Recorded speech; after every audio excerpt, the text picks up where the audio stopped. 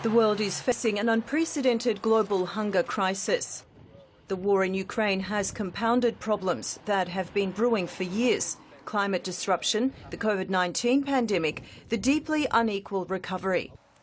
This year's food access issues could become next year's a global food shortage. No country will be immune to the social and economic repercussions of such a catastrophe. Ukraine, one of the world's biggest exporters of grain, is seeking ways to get grain and vegetable oils out of the country after shipments stalled following Russia's invasion in February. The conflict prompted the United Nations to pitch a plan to reopen shipping routes from Odessa and other Ukrainian ports. Turkey is in talks with Russia, Ukraine and the United Nations to establish a safe corridor for blocked Ukraine grain exports via Istanbul. There can be no effective solution to the global food crisis without reintegrating Ukraine's food production, as well as the food and fertilizer produced by Russia, into world markets despite the war.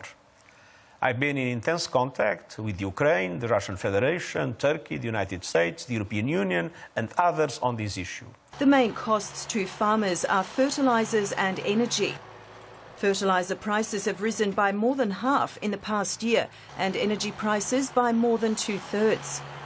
All harvests will be hit, including rice and corn, affecting billions of people across Asia, Africa and the Americas. The Horn of Africa is also suffering its worst drought in decades.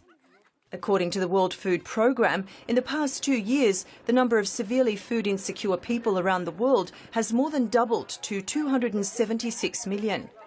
There is a real risk that multiple famines will be declared in 2022. And 2023 could be even worse. Humanitarian support is essential, but it's not enough. Because this is not just a food crisis. It goes beyond food and requires a coordinated multilateral approach with multidimensional solutions.